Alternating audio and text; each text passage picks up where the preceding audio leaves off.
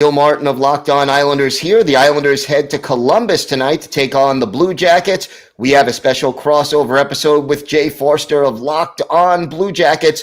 Join us for that special episode today on the Locked On Islanders podcast.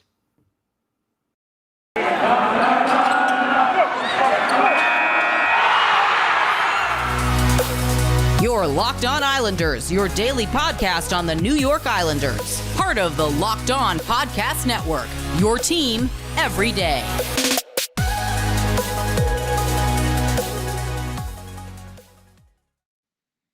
Locked On Islanders, so glad you could join us today, and thanks for making Locked On Islanders your listen every day. We are free and available on all platforms. The Islanders continue their season-opening 13-game road trip in Columbus. Game 4 of that 13-game road trip tonight in Columbus. And with us today for a special crossover episode, Jay Forster of Locked On Blue Jackets. Jay, how are you today? I'm good. How are you? Doing well. Looking forward to this game tonight. And let's start with a look at the Blue Jackets. And first of all, early season, what's your first impression of how your team is looking so far? Pleasantly surprised, I think, is probably the best for it. I have fully expected the Blue Jackets to be bad this season, and we have kind of surprised everyone, I think, with obviously that 8-2 win against Arizona. We beat Seattle in overtime. Last night's game against Detroit, I think, was a lot more how I thought the season was going to go. We got outshot, I think, 41-20 something, which is not great. Ended up losing 4-1. 2 of those were empty netters, and so they didn't really count. So it was essentially a 2-1 loss. But for the most part, I've been having fun. Like the Detroit game aside, the Blue Jackets are fun to watch this season, which is kind of new and exciting. The John Tortorella system was very defense heavy and not very exciting to watch sometimes. So this new kind of young Blue Jackets team is fun to watch. Yeah, we make mistakes, but it's exciting. I'm having fun. Who are some of the players that have been pleasant surprises that are contributing so much to this good start that you've seen so far? So we have Jacob Voracek from the Philadelphia Flyers. He's been really strong to start the season and in preseason. Max Domi is someone that has really surprised me in kind of the early goings. He had 3 points against Arizona. He had a goal and 2 assists. I thought he played pretty well against Seattle. Obviously, he's out for, I think, 2 to 4 weeks with a rib fracture, which is a shame because he just came back from kind of a pretty serious shoulder injury. But he's someone that really surprised me. Obviously, he won't be a factor in tonight's game. But the other player that has kind of been a pleasant surprise is Igor Chinakhov, who played fantastically in the kind of prospect tournament that we did. He had 6 goals in 3 games with the Blue Jackets prospects. Had a really strong preseason, I thought. Ended up playing in Cleveland in the AHL this weekend. Got called up when Max Domi was injured and made his NHL debut Tuesday night. And I thought was one of the better Blue Jackets, which is not ideal considering he's only 20 and it's his NHL debut. He probably shouldn't be one of the most noticeable Blue Jackets on the team, but he's going to be a lot of fun to watch. Talk to me a little bit about the goaltending situation. Obviously, a little different than last year. What are we looking at, and who do you expect will be in between the pipes tonight? I think it's probably going to be Merzlikins. Korpisalo was fantastic against the Red Wings. I think he made 39 of 41 saves in his debut, but I think with the contract situation this off season, obviously Merzlikins signed a big extension. The Blue Jackets are clearly thinking he's the goaltender of the future. He's probably going to take the bulk of the start, so I think it's probably going to skew closer to a tandem than anything else. I would be surprised if either of them plays more than 50 games. I think it's probably going to be pretty close to a 50-50 split.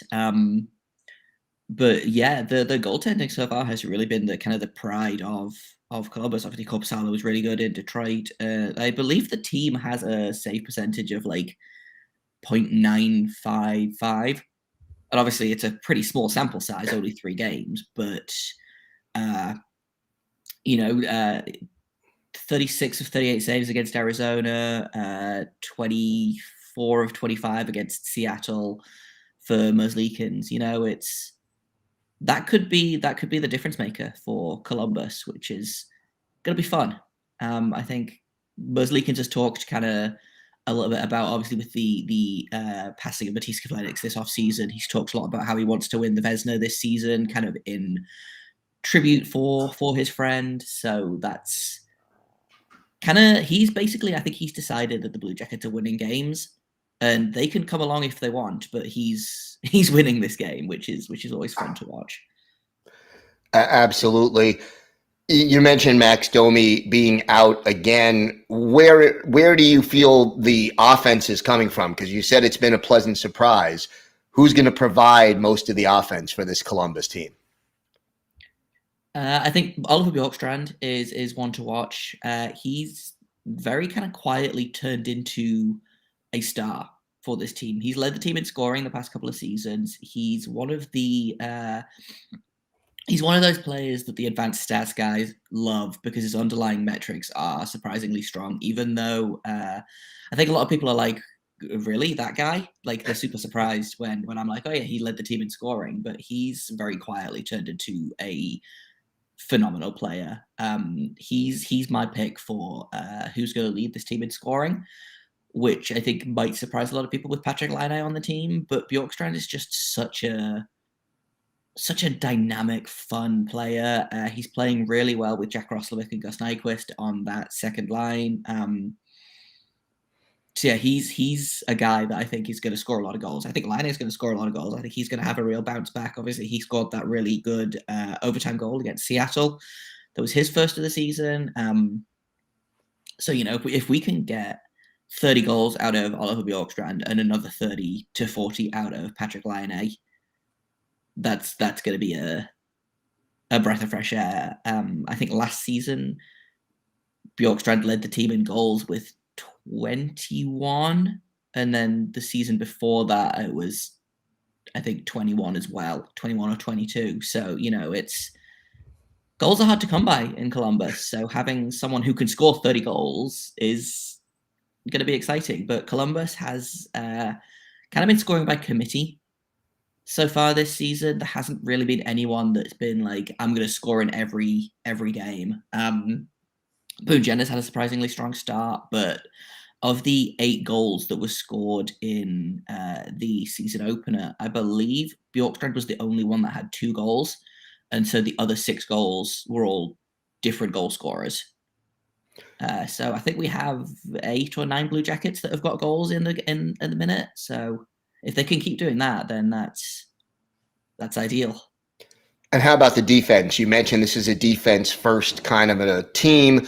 That is the strength of this team with the goaltending. Who do we have to look for? Tell Islander fans a little bit about the defense of the Columbus Blue Jackets. I mean, the defense is basically a brand new look for Columbus. Obviously, we lost Seth Jones in the trade to Chicago. David Savard got traded to Tampa and is now with Montreal. The 5 and 6 slots were kind of up for grabs, so we really only had Werenski and Vladislav Gavrikov, who is a really solid defensive defenseman. And then everything else was kind of up in the air. So we got Ada Boquist back from Chicago, who's looked pretty good so far. Jake Bean, we managed to flip. We got a second round pick from Chicago in the Seth Jones trade, so we managed to flip that, turn that into Jake Bean, who as well has been a really kind of positive, pleasant surprise. He's very young. I don't even think he's 21 yet, so he makes mistakes, but like, I'm willing to give young defensemen the benefit of the doubt because it's a tough position to play.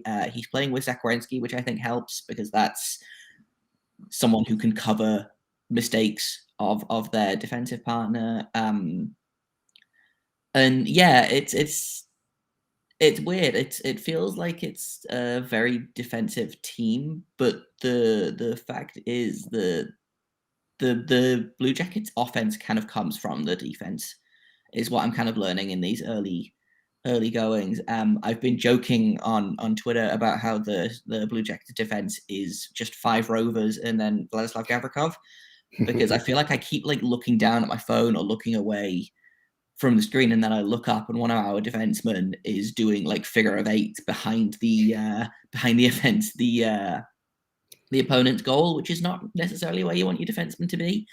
But it seems like it's working out for us okay so far. So all right, we're going to take a little break. We'll turn the tables. Jay will ask me some questions about the Islanders. But first, we want to talk about Bet Online. We are back and better than ever, a new web interface for the start of the basketball season, and more props, odds, and lines than ever before.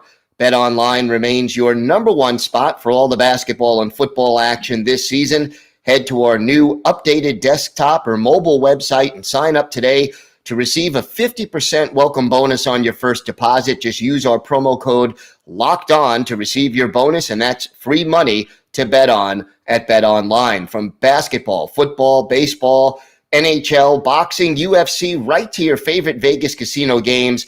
Don't wait to take advantage of all the amazing offers available for the 2021 season.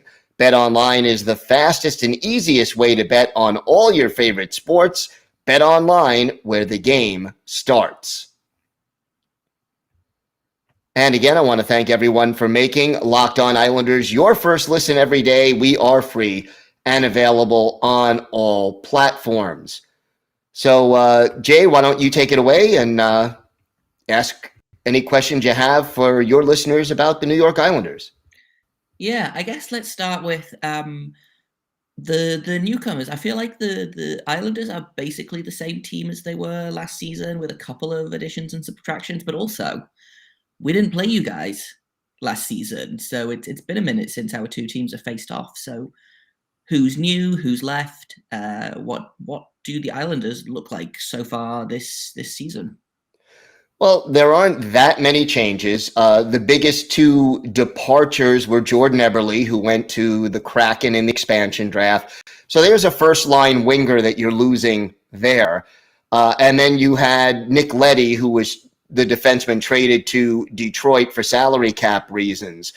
And I think Leddy is the tougher one to replace, just because he was the best skating defenseman the Islanders had and the quarterback of the number one power play unit. And he led the team in assists last year. So a lot of the responsibilities that Leddy had, they're going to Noah Dobson. Now, Dobson is 21 years old, now starting his third season in the league. And we're not sure yet whether or not he's ready to take over that role and be, a top 4 defenseman who can quarterback the power play. And if he is, that'll be good. If not, the Islanders may have to make a move before the trade deadline to try to fill that kind of a role on their defense. And the two new players, Zach Parise added as a free agent on the forward line. He's filled in on the third line right now. And then Zdeno Chara, who is probably older than you and me combined, but Big Z is now playing defense, and 44 years old, still going strong, and he is playing with Noah Dobson most of the time as the second pair defenseman. More of a defensive role at this stage of his career, but those are the two main newcomers right now. Yeah, I'd completely forgotten about Zdeno Chara signing with the Islanders. That's such a, not necessarily a strange choice, but it feels like it's a temporary stopgap to help Dobson develop. I agree with you. I think that's exactly what it is. They have a couple of younger defensemen who are right now in the AHL, who I think are about a year, maybe 2 years away. And yeah, this probably is very much a stopgap kind of a move. But it also, I think, is something that will help Dobson a lot because, there is nothing Zdeno Chara hasn't seen in the National Hockey League. So, and ironically, he was drafted by the Islanders, started his career with the Islanders way back, and, to sort of, I don't know if he'll finish it here, but to possibly finish his career here, there's a sort of symmetry to it, I guess. Yeah, it's nice and poetic. I do like when guys go home to the teams either that drafted them or the teams that they played, the bulk of their career with. In terms of the Islanders, though, I feel like you kind of have had the opposite start to the season that the Blue Jackets have. Obviously, only one win in your first 3 games of the season. I was surprised when I looked up the results so far because I feel like the Islanders, to me, were one of the stronger teams in the Metropolitan Division. So is it just slow start, rust? Is there something that you think needs to be changed to kind of get the Islanders back to where they were last season? Well, I think there are a couple of factors. I think part of it is integrating some new players in, especially Chara, who looked very slow in the first couple of games and really didn't play well in the 2 losses that the team had. But the Islanders just weren't playing Islanders hockey.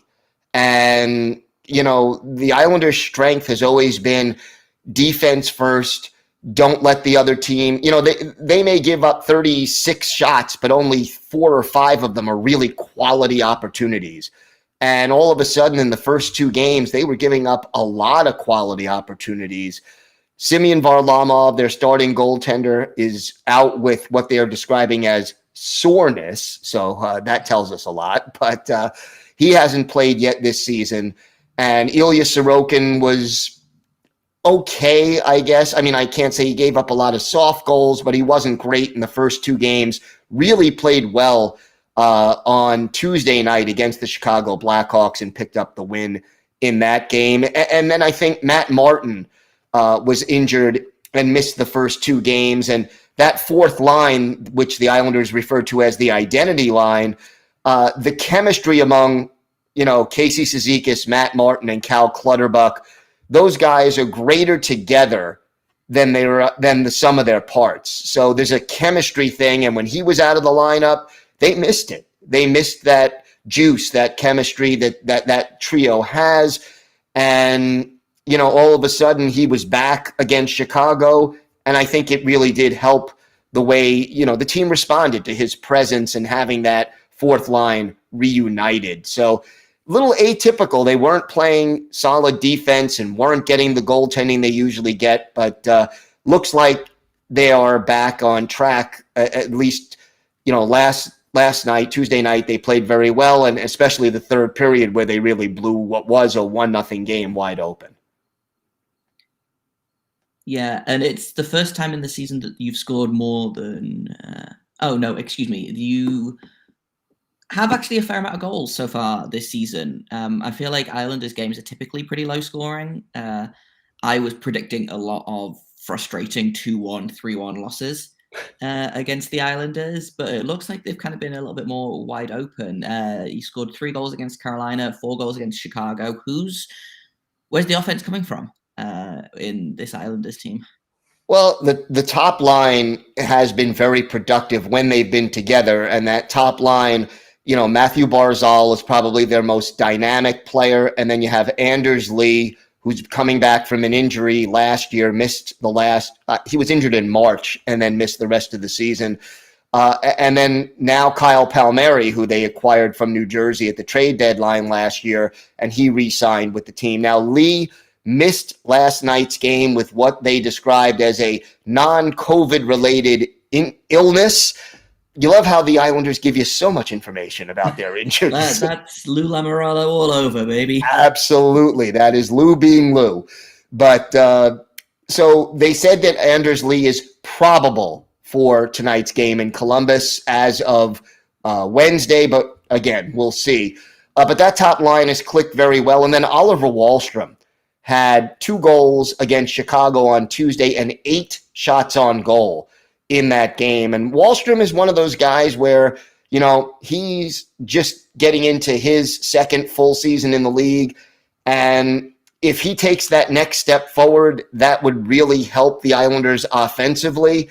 And, he's on that third line with Zach Parise and Jean-Gabriel Pageau. So if they can get some good scoring from that third line, and they did Tuesday against Chicago, that could make a real big difference for the Islanders offensively. Yeah, I feel like the Islanders, again, is one of those teams. You obviously have Matthew Barzal, who is a star in this league and someone who I think is probably in contention for Team Canada in the Olympics in February this year, or next year, I guess. But the Islanders, to me, always feel like a depth team. And I think it comes from that fourth line that you mentioned of Martin, Cizikas, and Clutterbuck, who I think have been a line in the NHL since I started paying attention. So I kind of started paying attention to the Islanders a little bit more in 2014, and I feel like they are synonymous with Islanders hockey, which is strange for a fourth line, but I think it is always fun to watch those guys play. And I think, yeah, you're right. The identity line that's you build from them up, I think is how I always see the Islanders anyway. Well, that just tells me the nickname really fits. Yeah. I think in a minute we should talk about tonight's game, because like I said earlier, it's the first time our teams have played in a while. I don't know off the top of my head, but obviously we didn't play last season because we got stuck playing Tampa Bay a million times. And you were in kind of you were basically in the Metro Division last season, I believe. Yeah. So it's although we added Boston and Buffalo to that mix. Yeah. But yeah, so we'll talk about the game in a minute. But first, I feel like we should talk about rockauto.com. Because with the ever-increasing number of makes and models of cars, it's basically impossible for your local chain auto parts store to stock all the parts you need. You got to endure pointless or intimidating questioning. You got to wait while the person behind the counter orders the parts on their computer. They've got to choose the brand their warehouse happens to carry. You've got to wait for it to come in. You've got to pay for the labor. You've got to leave your car there. It's a whole big ordeal. So instead, you should stay home where you have computers with access to rockauto.com. You can save time and money when using Rock Auto. They are a family business. They've been serving customers online for over 20 years, and their prices are reliably low, no matter if you are a do-it-yourselfer or a professional. They've got everything from brake parts, tail lamps, motor oil, even things like new carpet. If you can put it on or in your car or truck, rockauto.com probably sells it. So go explore their easy-to-use website today to find the solution to your auto part needs. Go to rockauto.com right now and see all the parts available for your car or truck. Right, Locked On in there. How did you hear about us box so they know we sent you? Amazing selection, reliable low prices, all the parts your car will ever need. rockauto.com. So I've been on Locked On Blue Jackets. I have been asking the crossover guys and guests and whatnot for some predictions for the game. So let's start off with that, and then we can kind of talk a little bit about how we think the game is going to go. So I want you to predict the final score of the game and also who is going to score the game-winning goal. Okay. I think the Islanders will win 4-2 with an empty net goal at the end. Be a close game, tight game, defensive game most of the way, and I'm going with Brock Nelson to get the game winner. Solid. How about you? Solid. Yeah, I'm also gonna guess the Islanders, which is the first time I've bet against the Blue Jackets so far this season. But I think it's also gonna be the Islanders. I think it's gonna be 3-1. And my pick for the game-winning goal is going to be, let's predict Anthony Beauvillier, who is kind of a low-key favorite of mine on the Islanders. I really like his game, so we'll say that he's going to get a goal. But yeah, how do you mentioned a tight game, low scoring. That seems pretty par for the course for like a typical Islanders game, and if the Blue Jackets play their game right, kind of the same thing. But yeah, let's get into that a little bit. The Islanders obviously have not really played that style of hockey a lot this season, I don't think. So hopefully they can kind of return to their Barry Trotz coached ways. And how do you think they're gonna do that? Well, I think it goes back to playing defense first and being smart in their own zone. And we saw more of that against Chicago as the game went on. And, the thing about Barry Trotz, he's not one to let problems linger for very long. I mean, he's been a successful coach in this league for a reason. And I anticipate he will tell his team, especially on the road, and, they're on a 13-game road trip to start this season until the new arena is ready. Keep it simple. Get the puck out of the zone, keep the opposition on the perimeter, and make sure your goalie can see the shots that he has to save and not allow those rebounds and deflections and second chance shots, which always get teams into trouble. Are we going to see Sorokin tonight, or? Yeah, I would think Sorokin, unless Varlamov is ready. I get the feeling Varlamov will be more ready for the weekend, although if that changes, obviously, I'll pass that information along via Twitter to Islanders fans as soon as I know it. But yeah, I think we see Sorokin one more time. Yeah. Honestly, that feels even more on the Islanders side, because the Blue Jackets love to give young goalies good games, and they love to make young goalies look like Vezina candidates. So I know last season, not necessarily a young goalie, but I think we were playing the Detroit Red Wings, who both of their starting goalies were injured, and so they played Calvin Pickard as their starter that night, who had not played in the NHL in an entire calendar year. He had been in Europe the previous season, and I think he got a shutout. So the Blue Jackets love to make life easy for backups and third string goalies and whatnot. So I would expect a decent game from Sorokin. But I also expect a decent game from Merzlikins because, as we mentioned earlier, goaltending has really been a strength of this team. So I do feel like it is going to be a very tight scoring game. I think it probably is going to turn into maybe one of those games where no one scores for the first two periods, and then whoever scores the first goal in the third period is probably going to win the game. One of those types of games. So. And I think for both of these teams, and tell me how you feel about this, I feel like goals will come off mistakes. There'll be, a turnover, a bad pass, a bad clearing attempt, something off the forecheck where you cough up the puck and then bam, capitalize on the mistake and put it in the back of the net. Yeah, 100%, especially with Columbus being such a young team on defense. Zach Werenski played like 27 minutes against Detroit on Tuesday, which is too much. I have a whole rant saved up about how we should balance defensive time on ice more evenly, but Werenski played 27 minutes against Detroit. I don't want to see Werenski playing 27 minutes again tonight. But that means we're going to have younger guys getting more ice time. I mentioned Jake Bean. He's very young. He still makes mistakes. Adam Boquist as well, who, again, I think benefits from playing with Vladislav Gavrikov, who's very defensive-minded and kind of gives Boquist that room to make those mistakes. But I do think that if there's a team that's going to take advantage of these defensive miscues between young defensemen, it does feel like the Islanders are that kind of team that will immediately jump on, like you say, a failed clear or a miscue behind the net, or the puck bounces off someone's skate and goes in. That feels like those are the kind of goals we're going to see, as opposed to kind of the highlight reel Michigan or between the legs breakaway goals. Yeah, between these two teams, I think that is much, much more likely. No question about it. No question about it. So any final thoughts before we wrap this up, or? I think this is going to be a fun game. Like I say, it's been a while since we've seen the other team play.